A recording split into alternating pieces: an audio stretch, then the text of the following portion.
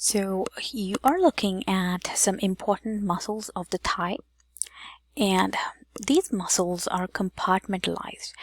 So what are compartments? Now let's see if you remember what an epimysium is. An epimysium is the outermost layer of connective tissue on muscles.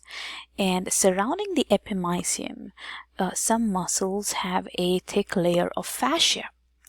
The fascia groups certain muscles into different compartments that you don't see over here. Okay, say for example the lower leg has 4 muscle compartments: the anterior compartment, the lateral compartment, the posterior deep compartment, and the posterior superficial compartment. Okay, so what we are looking at is the anterior compartment of the thigh, which mostly extend with an exception that we'll look at later. Okay, so the first group of muscles in here are known as the quadriceps or the quadriceps femoris muscle.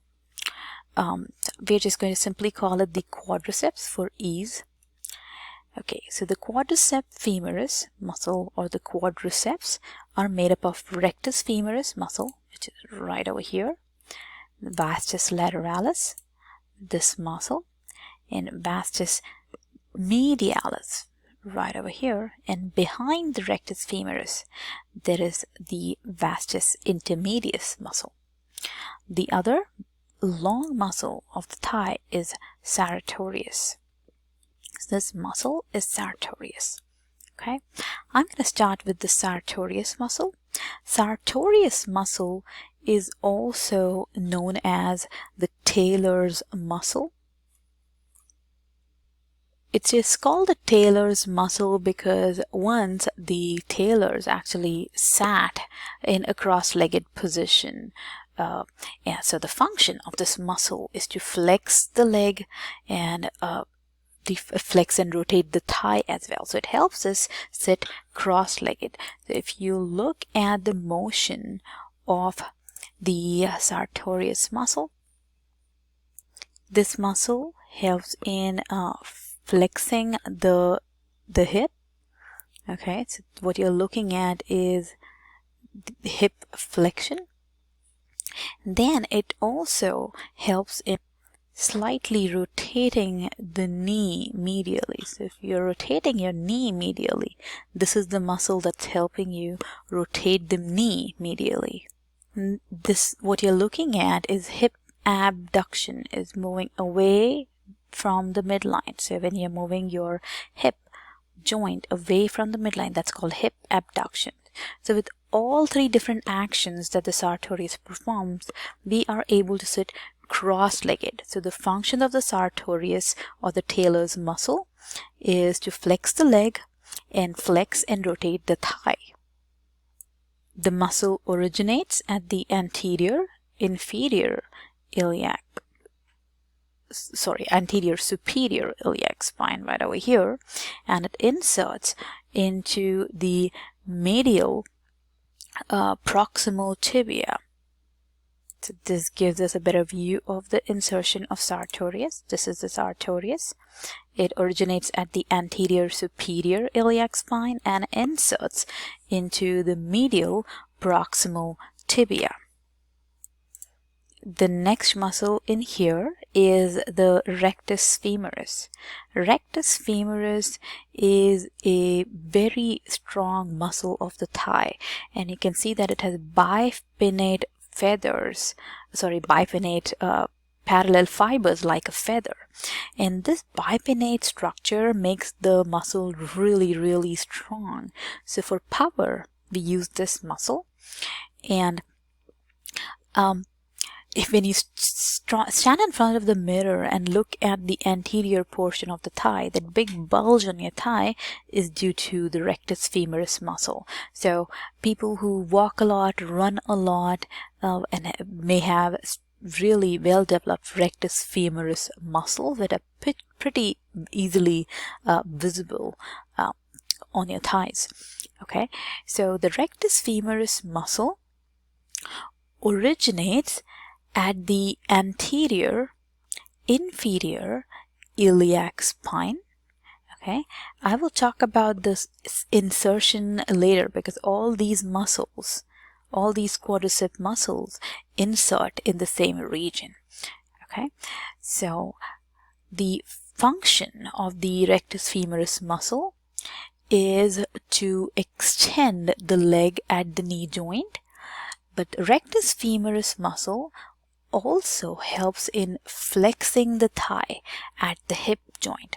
Okay, so if you look at this muscle in motion right now, you're looking at hip flexion, meaning reducing the angle at the hip joint. So this is hip flexion, and this is knee extension because you're extending the knee at the knee joint, right? So this is called knee extension. So the rectus femoris has two functions. One is to extend the knee at the knee joint, and the other one is to flex the thigh at the hip joint. And the origin of this muscle is at the anterior inferior iliac spine. Now let's look at the other quadricep muscles. I'm going to hide the rectus femoris so you can see the three vastus muscle. The first muscle is the vastus lateralis, which is laterally located. The origin of this muscle is at the greater trochanter and the linea aspera of the femur.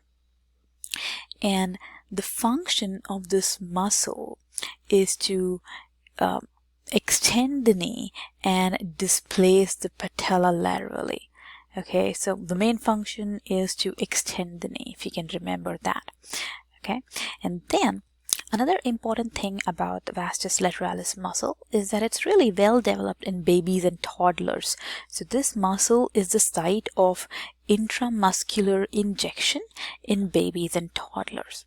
And this muscle in here that is medially located is called vastus medialis.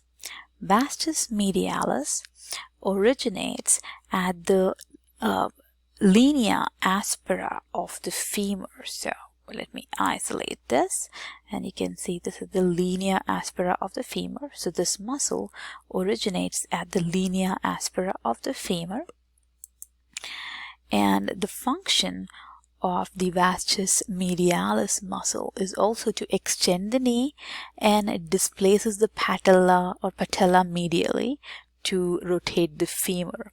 Okay, but anyway, make sure you remember that it extends the knee. And this muscle in between is called vastus intermedius. Vastus intermedius is located in between lateralis and vastus medialis. This muscle originates on the anterior and lateral surfaces of the body of the femur. So when you isolate it, you can actually see that it's located quite a bit anteriorly mainly on the body of the femur. Now all these muscles of the quadricep insert at a common point over here.